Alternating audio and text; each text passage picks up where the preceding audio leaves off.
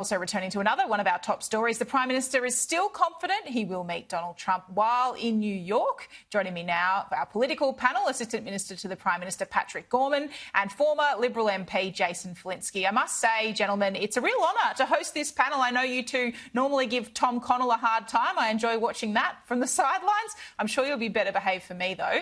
Pat Gorman, will a quick handshake constitute a meeting for the PM and Donald Trump? I'll get to you, Jason.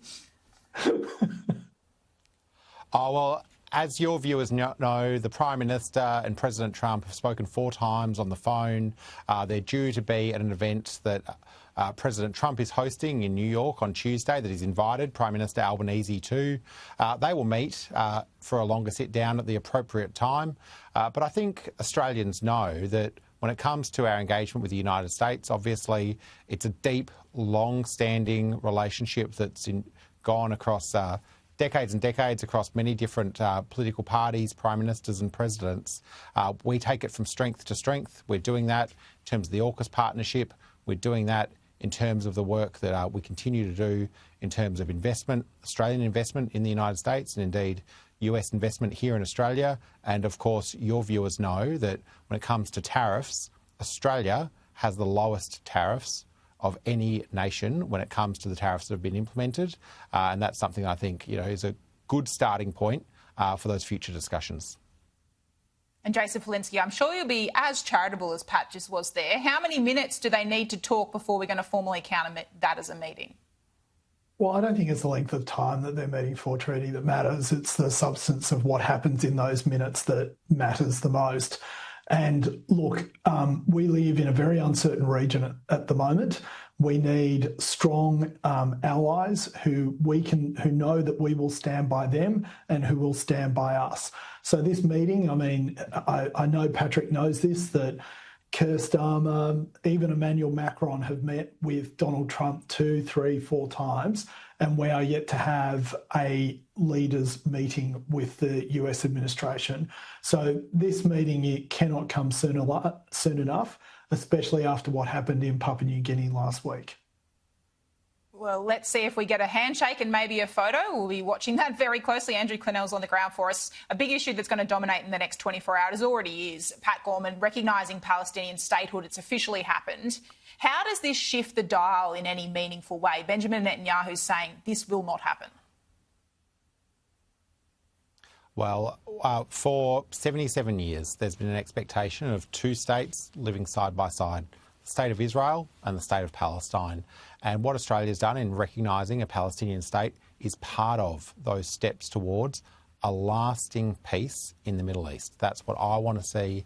That's what I think all Australians want to see. And of course, we've said very clearly that for the immediate priorities, we do want to see return of hostages and an immediate ceasefire, and we support the United States' efforts to get to that ceasefire.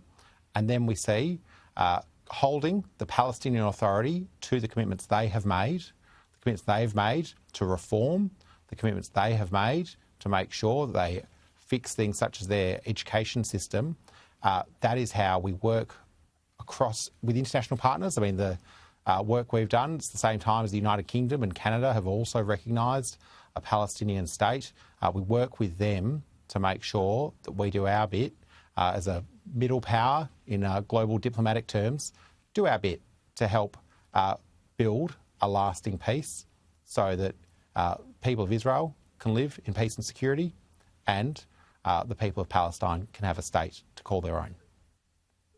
Jason Falinski, Pat's point there is not off the mark when it comes to Australia being not alone here in terms of this recognition. More than 150 countries now doing the same.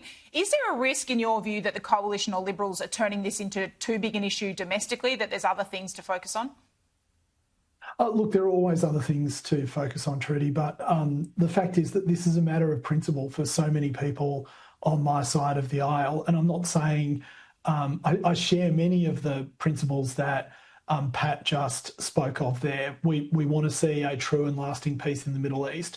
We want to see an end to the bloodshed. We want to see humanitarian aid and civil society return to that region so that the people living in that region can live in peace. But the fact of the matter is that there is an element of performative art to this.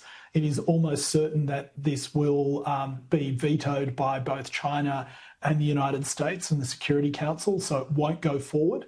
Secondly, it is very dangerous. I mean, there is a large amount of probability that this will now weaken moderates in the Palestinian Authority and in the Palestinian territories. It will be seen as a reward for actions that actually did a lot of harm and have started a war, and that will send the wrong message to the wrong people about the wrong things. It would have been, in my view, and in the view of a lot of people on my side of the aisle, far more sensible not to follow the crowd, not be part of the mob, and rather to try and do the hard work of actually working with Palestinian moderates to bring about those things that I know Pat and I both agree on. Well, let's go to another area I can detect. You probably both will agree on this Optus scandal. Everyone's rightly been lashing the telco in the last 48 hours. But Pat, to you, how does the government ensure that these 000 outages don't happen in the first place? It's vital, essential service. Should it be left to these companies to, continually have these sort of outages, and they don't seem to report them to governments or police?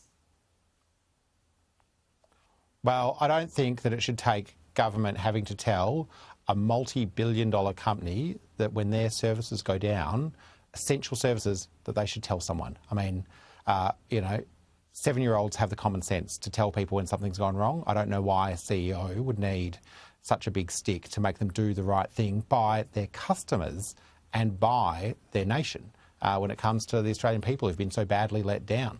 Now, of course, we'll have the investigation that's being led by ACMA to make sure we find out exactly the sad, full extent of the multiple failures from Optus.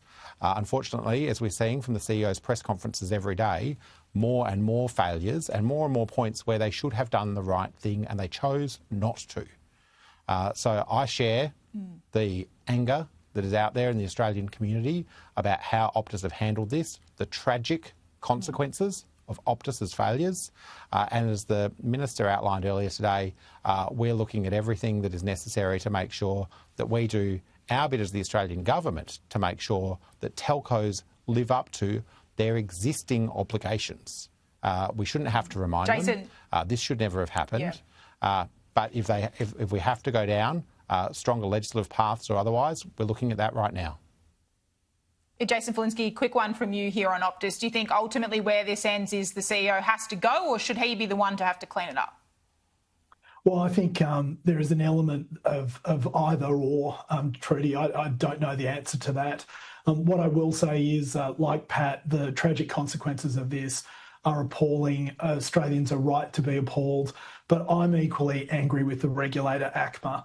They did nothing over the weekend. This is exactly, these regulators come to Parliament all the time demanding more money and more power, and they have utterly failed. They have failed the Australian public, they have failed consumers, and there are 4 people who no longer are alive because ACMA did not do what they are meant to do when operators like Optus, like Telstra, like Vodafone, like all of them do when they talk about upgrades.